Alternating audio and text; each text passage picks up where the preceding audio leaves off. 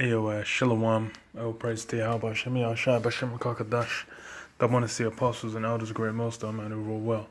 Shalom to the Archeum out there doing the work in sincerity and the truth, man. Got a quick article I saw, and it's just funny because it shows the time we're in, and more or less, this is just an example of really what you're going to see coming to the West real soon. Because, hey man, Venezuela is like a shining example of basically how shit's going to get real messy. And what it's going to be reduced to, man. The kind of state that Esau's looking to put in before he brings in that. And he's going to bring in like the chip and martial law as a solution, man, you know. So this is on Reuters. It says, fish for flour. Barter is a new currency in collapsing Venezuela. And it says, under the midday sun, dozens of fishermen wait to sell their day's catch by a lagoon in the town of Rio Chico on the Caribbean coast of Venezuela. But they aren't expecting cash in return. Instead, they're swapping mullets and snappers for packages of flour, rice, and cooking oil. They have no cash here, only barter, said Milady Lover, 30, walking along the shore with a cooler of fish that her husband had caught. She hoped to exchange it for food and to feed her 4 children, or medicine to treat her son's epilepsy. So basically, money's not even a thing over there anymore. They're not even dealing because the hyperinflation's kicked in. Money's useless. Man are just going straight to the barter system. And that's something, imagine this is something the apostle's been saying from day. Brothers, all the people, all the teachers in GMS have been saying like they're gonna suspend currency. It's gonna go to a bit, you're gonna have to barter. You might use some silver or some gold. But then after that, really it's gonna go to the chip. Esau's gonna bring in the chip, the RFID chip, the mark of the beast. That's going to be the solution, man. And that's why really he's having these chaotic situations build up. You're having like confusion coming to a head. You got that transgender things like the latest, most notorious thing out there. Like the biggest form of madness you got out here right now. And that's basically being exalted from every corner. You had the reports on like Sade's daughter claiming to become a geezer. All kinds of madness going down, man. You're just seeing this from every angle. The monetary system, the oil. Even recently, there was a hubbub with the oil, man. Price has been skyrocketing. The price of fuel's been skyrocketing. All these things. Hey, that's going to lead to that chaotic state. And it's going to come to, okay, look, we can't just leave everyone to themselves. We've got to bring in that RFID chip, man, that mark of the beast. And, you know, that's basically what how the law's going to get down. It said, in the hyperinflationary South American country where banknotes are more difficult to find as chronically scarce food and medicine, Venezuelans are increasingly relying on barter for basic transactions. Payment for even the cheapest of goods and services would require unwieldy piles of banknotes, and there simply are not enough of those in circulation. So that's it's already reaching that point for these men.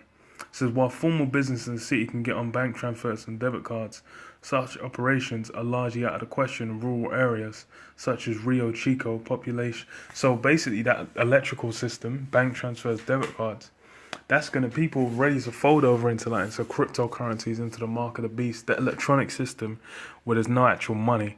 They're just saying, okay, I'm just going to transfer you monies. That's pretty much what people are. They're just going to have tokens, electronic tokens. Like, okay, you got X amount of tokens for this. Hey man, they're more or less, that's because if that's what the big businesses are running with, all they're just going to say is, okay, the way we can extend that is you take this chip, then we upload tokens on it, then you can get this amount of food. Easy, man, easy. Even in the capital, Caracas, some 130 miles to the west, many informal merchants lack access to bank services or point-of-sale terminals and prefer to be paid in kind. So so that just shows. It says what? The rise of barter exchange amid hyperinflation and a dearth of cash is a reflection of how the once prosperous country is reverting to the most rudimentary of mechanisms of commercial exchange. It's a very primitive payment system, but it's also very primitive for a country not to have enough cash available. See? So, that just shows, you can see, that's all that the apostle's been saying about the monetary system coming down. And Venezuela is really that example. It's an example showing you what it's going to get to, man. Because, hey man, you had people enjoying themselves, having a good time for a little while over there. But it's coming to that chaotic period, man. And it's the same thing in the West. It's going to come to that chaotic period real soon. And it said what, 2 Ezra 16:17 says, woe is me, who will deliver me in those days? The beginning of sorrows and great mournings, the beginning of famine and great death, the beginning of wars, and powers shall stand in fear, the beginning of evils. What shall I do when these evils shall come? So that's really, Ezra was even saying like, yo man, woe is me, man. Just like, how are you even gonna get out? And that's really what it is, man. It's like, when you're looking at that, really, you should be like fear, because the thing is we have faith in these scriptures that these things are going to go down. So if you've got in your mind thinking like, yo, this is what's going to go down, yo, you need some salvation out of that. You got to be thinking, I need a power to intervene so that I can survive, man. Otherwise, you're just through. It says what? The beginning of sorrows and great mournings, the beginning of famine and great death, the beginning of wars, and the powers shall stand in fear, the beginning of evils. What shall I do when these evils shall come? So yeah, what shall I do when these evils will come, man? It's the beginning of famine and great death. That's what you're gonna see. It's like over there, that food, if they're using that cash, they ain't getting no food. Motherfuckers have to fish up and then try and trade it for medicine, all this. That's gonna come here real soon, man. Even like the United Kingdom, for example, that's an island, man. An island, especially an island where they don't even grow too much food, man. They got a lot of grassland, but they don't really grow too much food. They don't really have too much cattle that they're using to feed the masses. You go to a lot of the fruit, it's imported. You go to a lot of the food, it's imported. So it's like, really, how the hell are you even gonna survive? You're gonna have to have faith in the Lord, man. It says what? Behold, famine and plague, tribulation and anguish are sent as scourges for amendment.